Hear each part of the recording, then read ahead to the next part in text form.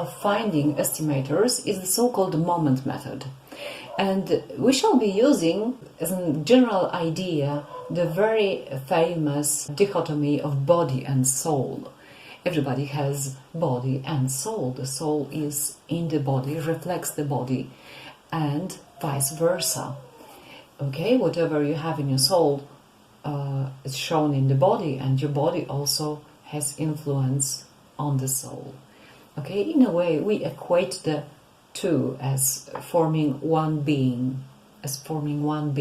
So we assume that we have a sample of x1, x2, xn, and we have two types of moments. We have been recalling the moments last time at the end of previous lecture.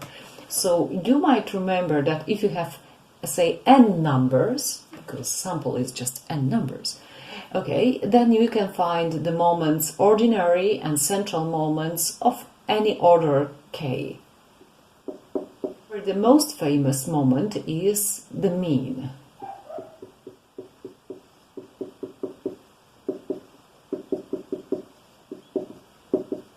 The second part will be theoretical.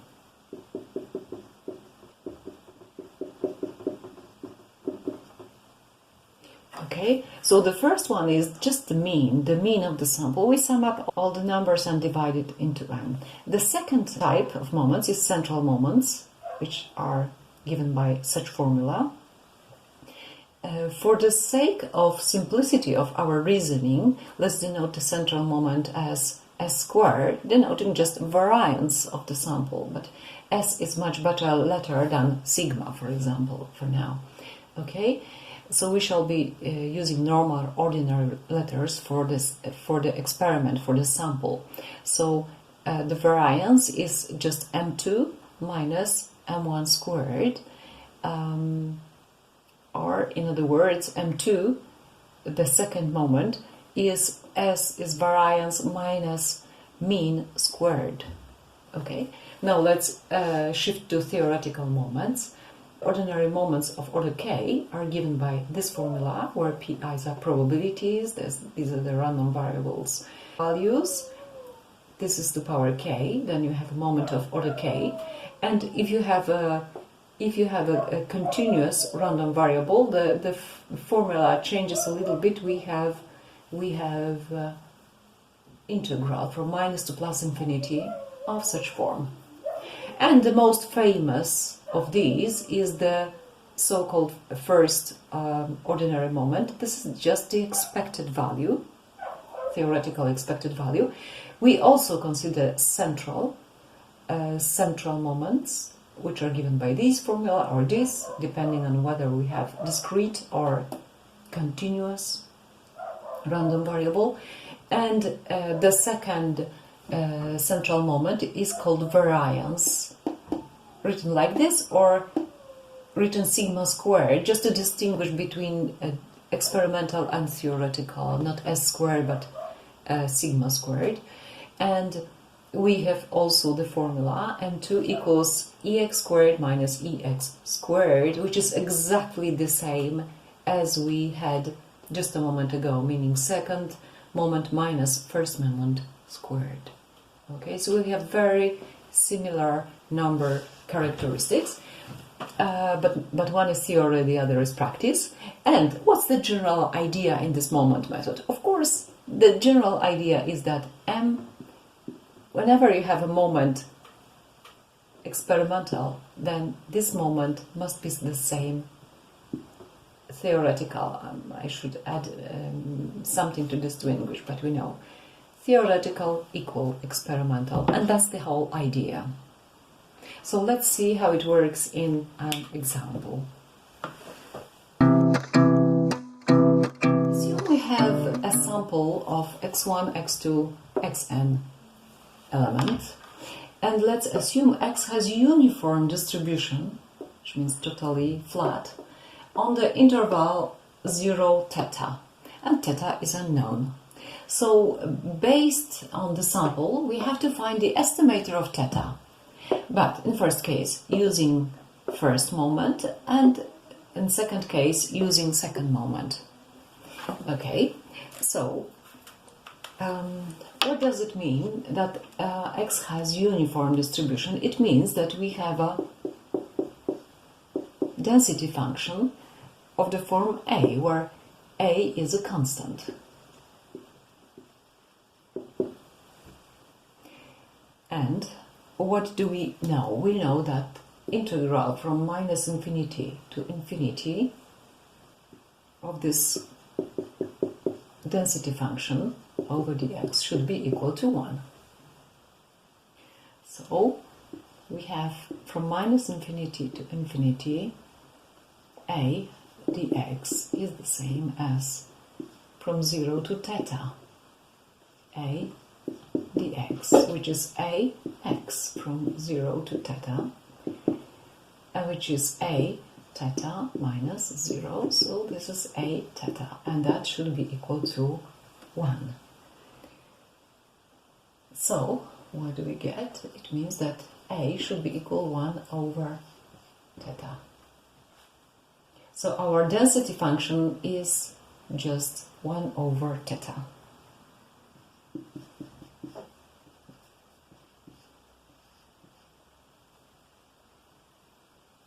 Okay, now, question A, using M1. So, what is M1? Experimental. M1, we recall, this is just the mean of the sample. What is the theoretical M1? This is M1 equals integral from minus infinity to infinity f of x f of x dx. So we have integral from 0 to theta x 1 over theta dx. So this is 1 over theta from 0 to theta x dx.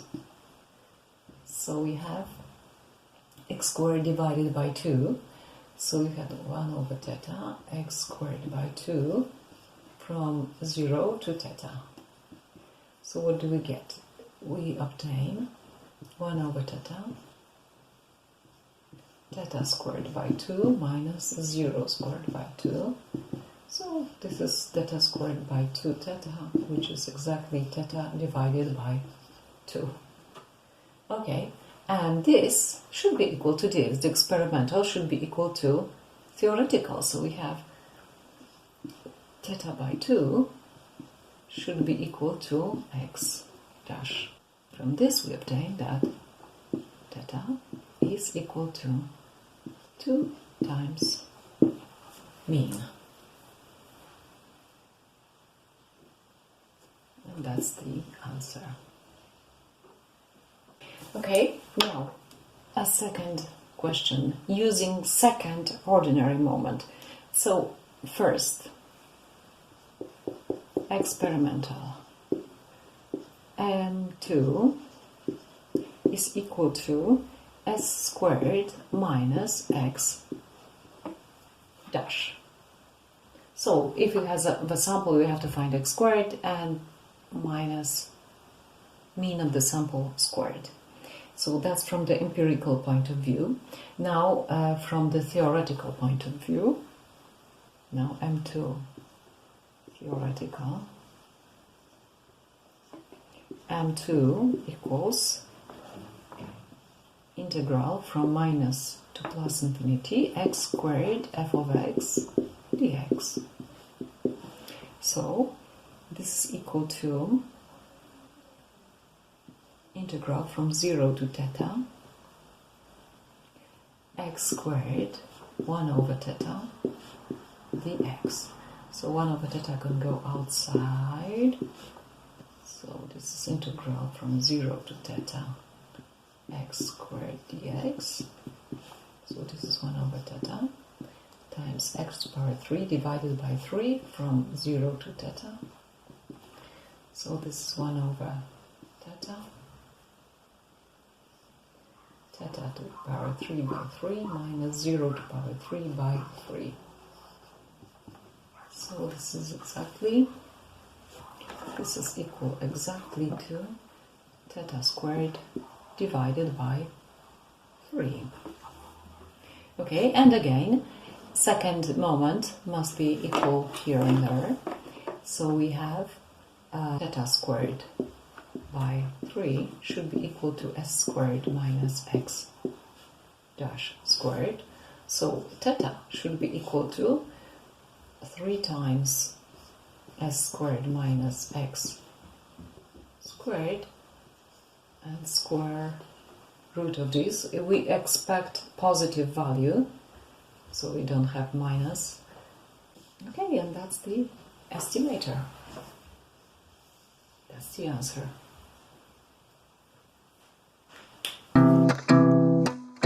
Let's have another example. Using moments method, find the estimator of parameter p based on n element sample and use first ordinary moment. If the random variable is given by the table, this is a discrete random variable this time, it has values -1, 0 or 1 with probabilities given by 0, 5 minus p, 0, 5 and p. At the end, find exact value of this parameter if the sample is like this, if this is what we obtained experimentally. So we are to use M1. So experimentally M1 is just the mean of the sample. Now theoretically M1 is expected value of this distribution. So let's find the expected values. This is sigma of I equal 1 to 3 xi times pi. So let's find it. -1 times 0, 5 minus p plus 0 times 0, 5 plus 1 times p. So this is -0, 5 plus p, this is 0 plus p. So this is 2p minus 0, 5. And we know these two moments must be the same, so we have 2p minus 0, 5 equals x. So p should be x minus or plus 0, 5 divided by 2. And that's the estimator. That's the estimator. Okay, now let's find the exact value of estimator. So what is the, we need x dash, so let's find x dash.